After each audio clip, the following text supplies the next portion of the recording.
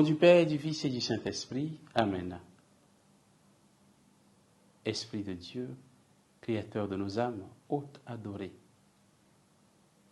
viens combler nos cœurs, viens nous illuminer, viens nous disposer pour écouter la parole qui nous vient du Seigneur.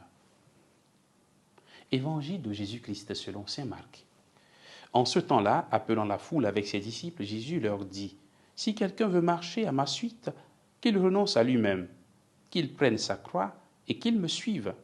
Car celui qui veut sauver sa vie la perdra, mais celui qui perdra sa vie à cause de moi et de l'Évangile la sauvera. Quel avantage, en effet, un homme a-t-il à gagner le monde entier si c'est au prix de sa vie?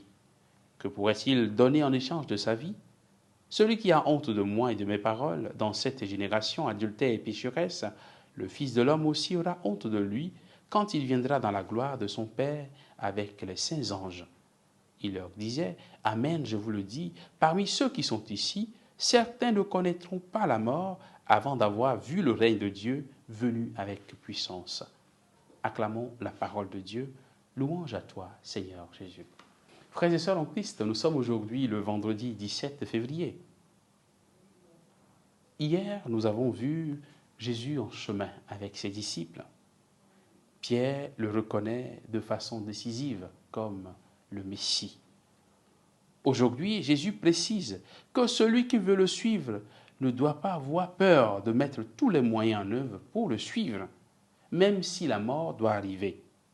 C'est une parole forte, frères et sœurs, mais qui vient nous rappeler que notre engagement à la suite du Christ n'est pas une question superficielle.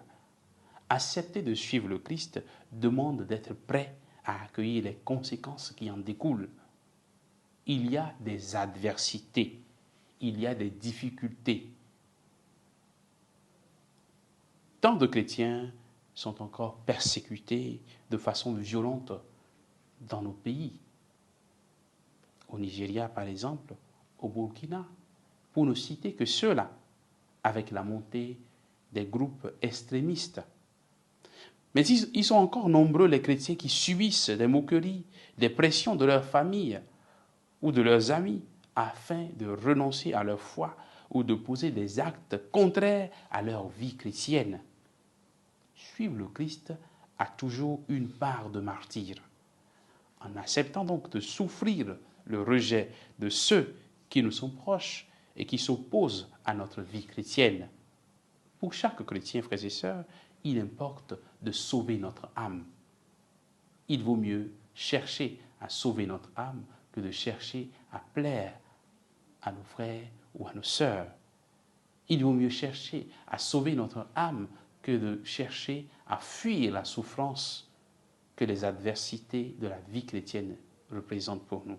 Que le Seigneur nous bénisse et qu'il nous donne la grâce de chercher en toutes choses à rester authentiquement chrétiens, même si les souffrances, même si les difficultés et même si la mort doit y arriver.